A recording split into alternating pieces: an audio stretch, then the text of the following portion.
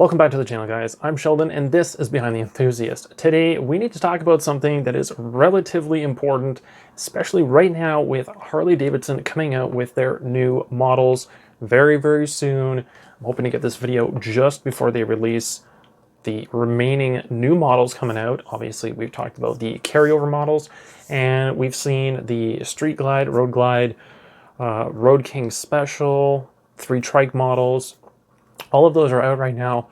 However, many of us seem to forget something that is very important, and this is something that is pretty much inevitable. There's not too many models that actually are able to avoid the inevitable, which is used models losing their value, or what we generally call it, a depreciation.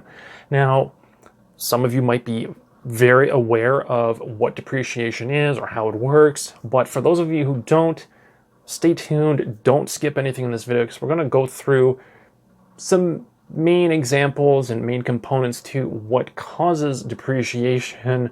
And, well, I may not have exact numbers for you guys, but I will give you some examples to help you understand how it works. Now, depreciation is caused by many things. I've listed out 5 things that I think contributes to it the most. That doesn't mean that is, those are the only factors to take into consideration, but I have basically 5 of them, and I'm going to tell you guys what those are. So, first and foremost, market saturation. Basically selling too many bikes, right? We're talking about Harleys right now. This basically goes for any market, it doesn't matter. But in terms of Harleys, let's say your dealership, not one that you work at necessarily like me, but one that you frequent, maybe you go there for your service appointments and whatnot, oil changes and your parts. Let's say that they sell 100 bikes per year. Maybe that's high, maybe that's low, depending on where you're located. Now, let's say one year they sell 200. So, double what they normally do. That negatively affects the dealership's performance the following year. So let's say you convince all your friends and family members to go buy a new bike. Well, they're not going to be buying one next year. So if people aren't buying bikes at a steady rate or a slight incline every single year, obviously that will affect some of the numbers. Now, I don't want to get into the the dealership side of things, with the numbers and everything. That's something that obviously I should be concerned about. But as a customer worrying about the value of a motorcycle that you own, well, market saturation is definitely something you guys should be aware of. And this is something that you guys can see when you're looking at the used market. So if you're going on, let's say, Kijiji, Facebook Marketplace, any place where people like you are allowed to sell their motorcycles, you will see an influx of models being sold off, right? Or maybe you see a lot of them riding around and you think, wow, a lot of people are on brand new bikes. Or you go into the dealership and your dealership has nothing available, right? So a lot of these things, you can find out the information, you just need to know where to look.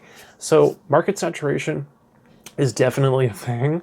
And obviously on the flip side of that, you will see the customer demand being too low. So something that didn't sell very well will also lose its value for the same reason. So that's technically point number 2. So you have too many bikes being sold, which is market saturation. So basically pricing for used bikes is going to be super, super competitive. And if you are trying to trade your bike in, let's say you have, I don't know, a 2022 Street Glide Special in Vivid Black, and a ton of them were sold in that particular year, market saturation. When you go to trade in your bike, the dealership might say, well, actually, we already have 3 of them on the floor, so we're not going to give you as much for your bike, or maybe they won't even want it at all, right?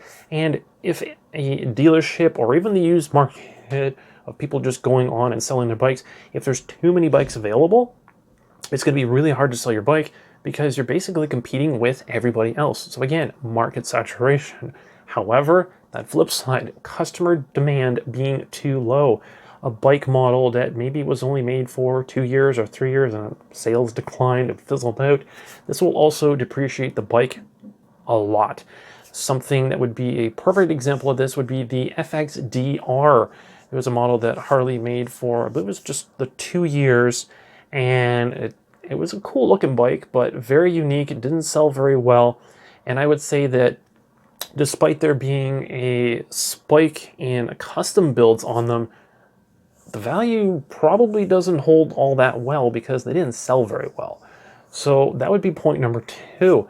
Now, point number 3 would be, and not that these are in any particular order, but point number 3 would be, well, as I mentioned at the beginning of this video, new models. So you're going to have potentially, which actually is the case, cheaper prices. So I'll give you guys a really good example of this. So we've got the ST models, right? The sport touring models, the Street Glide and the Road Glide that were axed last year. Don't have those anymore. They were very expensive when you compare them to the brand new 2024 Road Glide and Street Glide models that came out with the 117s already on them.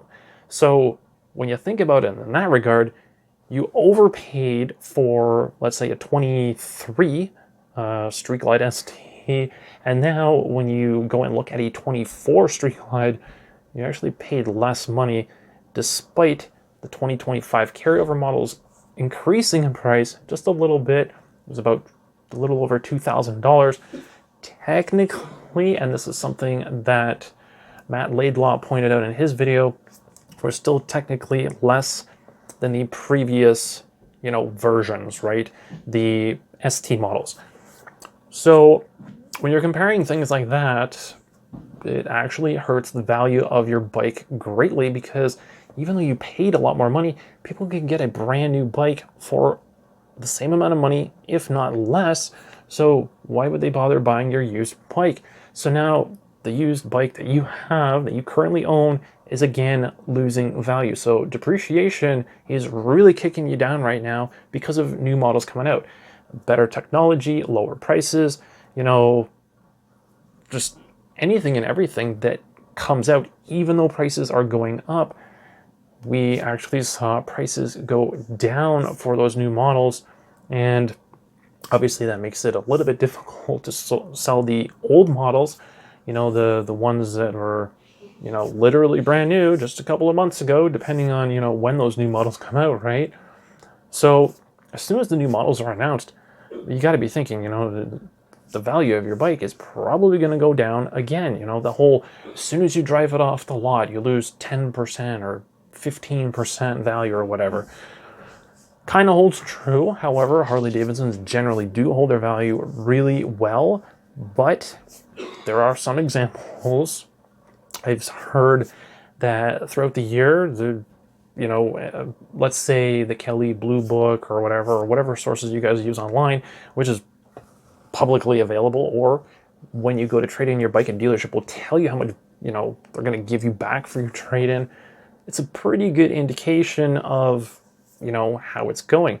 So let's say you go in for a quote, dealership offers you, I don't know, $25,000 on a $30,000 bike. That's what the market average is, right? Let's say it's about $30,000. They're going to offer you 25 and sell it for somewhere in between those two prices, depending on what they have to put into it, right? Maintenance wise, brakes, tires, whatever. So maybe their profit at the end of it all is potentially only, I don't know, let's say $2,500. However, if a dealership sits on that bike too long, the value is going to go down, and then they are going to lose out on profit. And this isn't just dealerships that are going to be doing this. You are going to lose out as well. So let's say a dealership gives you a really good quote. There's a promo going on, and you sit on it. You wait. You think, yeah, I don't really have the money right now. I don't really want to finance another bike. However, depreciation waits for no one. for those of you who don't know this. So the price is just going to keep going down, maybe not drastically, but let's say your bike loses $2,000 of value every, I don't know, 12 months, maybe 6 months, 8 months, whatever it might be. So within a couple of years, you might actually lose, $2,000, $4,000 of value on your bike. And you're going to think, oh man, that the dealership actually offered me a really good deal. There was low percentage financing. I should have done it. So this is why I'm making this video, to remind you guys of some of the things to be careful of, to be mindful of. When a dealership says, hey, this promo is not going to last very long, it's not a pressure tactic. It is literally depreciation. Doesn't care, right? So even if you are not quite ready for that new bike or that upgrade or whatever, depreciation is going to continue regardless. Now, speaking of the trade-in value, sometimes trade-in values affect the market, well, quite a bit, right? So this could be high trade-in values and the dealerships struggling to sell bikes, which means then they have to sell them for a lot less, or the trade-in values being really low because the values are decreasing. I don't know what it is. Whoever makes the values, like the Kelley Blue Book and whatever governing body takes care of that, they come up with their numbers. Maybe the numbers are just tanking, right? So the trade-in value from that aspect, that's something that even I'm not too familiar with, but obviously I can Google it. I can find it out just like you guys can as well. And you just type in your bike and you put in the kilometers, and then they say, here's market value, here's trade-in value, whatever, right? And it gives you a number. And I would say that they're pretty trustworthy online. I would say that most of them are pretty spot on and gives you a pretty good idea of what your bike is worth. However, the other point, and this technically would be point number 5, is something that I've already mentioned actually, and that is the discounts on new models, so promos. So an example of this would be you paying, let's say, $35,000 for a bike, and you go to trade it in before the year is even over. Let's say you buy it in, I don't know, say January or February, a brand new bike, right? You buy it beginning of the year, you pick it up in March or April, you start riding it for the season, you put, I don't know, 3,000 kilometers on it, and at the end of the year, you say, well, you know what, I really want to trade it in. I want to get a new model. I wasn't quite happy with my purchase. First of all, you're going to lose that depreciation value as soon as you buy it, right? As soon as you buy it, it depreciates, let's say $2,000, right? So 35 grand is what you paid for it. So now your max 33 grand is what you're going to get back. Plus, at the end of the season, maybe Harley-Davidson puts on a promo and they're taking $3,000 off. Well, okay.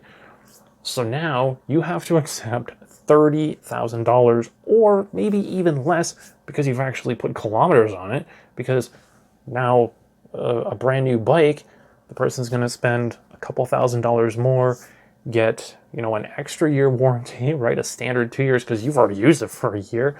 So all of these things contribute to making it really difficult to sell a used bike sometimes.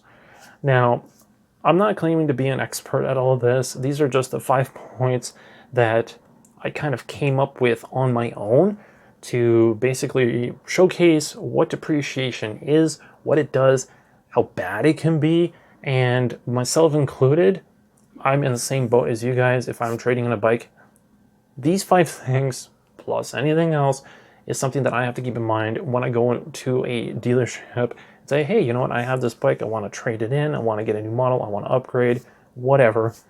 These are things that I have to take into consideration, and this is actually one of the reasons why you should, potentially anyway, when Harley or any other brand for that matter comes out with really nice techie upgrades on models, and you think, oh wow, like bigger engine or what have you, right? those are generally the years that you want to buy on. If you ask me, for my personal opinion, that's just how I perceive it. Those are the best times to buy them because you're going to have brand new everything. I know some people are going to say, yeah, but you shouldn't buy the first year or the second year model because there's always bugs. And well, not really, because if we're talking I don't know, an engine upgrade, right? You know, going up to a 117 or something from a 114, and you're riding a 103. Well, the 117 has already been out for long enough that you don't have to worry about, you know, gremlins in the bike. So for that particular example, it totally makes sense for you to buy the new bike, especially if you're still on a twin cam, I don't know, 103 or whatever. So yes, there are a lot of things for you guys to take into consideration. Obviously, if you can't do it, you can't do it. But I want you guys to be prepared for when these new models come out and you're thinking, oh man, I just bought a bike. Well, look at the depreciation, be honest, you know, have an honest conversation with your dealership. Say, hey, you know, I just bought this bike. Like, I understand you got promos on, you know, but I'm also worried about the depreciation of the bike. You know, what's the deal? You know, what is the deal right here, right now? And see if it makes sense, right? If you're only going to lose a couple $1,000s, maybe it's not a big deal. But if you're going to lose, I don't know, it's like 5,000 or something crazy, because maybe when you bought your bike, you also did some engine upgrades and exhaust and everything else, you know, maybe it's not worth it for you to buy a new bike. Or maybe, depending on the model and the overlap, maybe the components that you already have on your current bike are compatible with your new one, and you just put the OEMs back on it and trade it in stock original and migrate those parts over to your new bike. Sometimes you can do that as well. So again, I'm not an expert on depreciation. However, I've been aware of depreciation since I was pretty much a young teenager. This is something that I learned in school. Depreciation, I saw it on a Kia, and it was based on a lease. And I saw the value go from really high to really low. Oh boy, that was quite eye-opening for me. I was nowhere near getting my driver's license, but I realized vehicles don't hold their value. And generally it takes a while. I don't remember what the lease term was, but it made me realize you will never get your money back, regardless of what you buy, unless you buy it used. However, if, you know, now is the time for you to upgrade your bike because you already bought a used one and you're like, you know what, I don't really care about losing money right now. I just want something brand new. It's shiny, got the best technology on it. You know, you've already gotten pretty good usage out of your older bike. You know, this is just some information for you guys to take into consideration before you actually sign on the dotted lines. And, you know, I also want you guys to contribute to the conversation as well. So if you guys think that I have missed anything for this conversation, you know, any information at all, whether it be your opinion or some experience, maybe if you are a salesman and you want to, you know, add your 2 cents, leave a comment down below for me to share with everybody else. You know, the more information that we have, the better it's going to be. And at the end of the day, if Harley comes out with some really, really cool models, we might not even care that we're losing money if the model is, you know, going to be a hot seller, or it's going to be really hard to get your hands on one. You know, you might just say, you know what, screw it. I really want this model. This is my dream bike. I'm going to keep it for the next 5 to 10 years. I'll take the loss right now because in 5 or 10 years down the road, it won't even matter. So if you guys like this video, be sure to smash that like button so I know that it's working. Comments, questions, leave them down below. Again, I want to have a conversation about this. I want you guys to contribute to it. And, you know, if I've said anything wrong, by all means, you call me out on it. I will pin your comment as well if there are any corrections to be made to some of this information that I've given you guys. This is just something where I felt we needed to have a conversation about it, and I hope that it helps you guys out.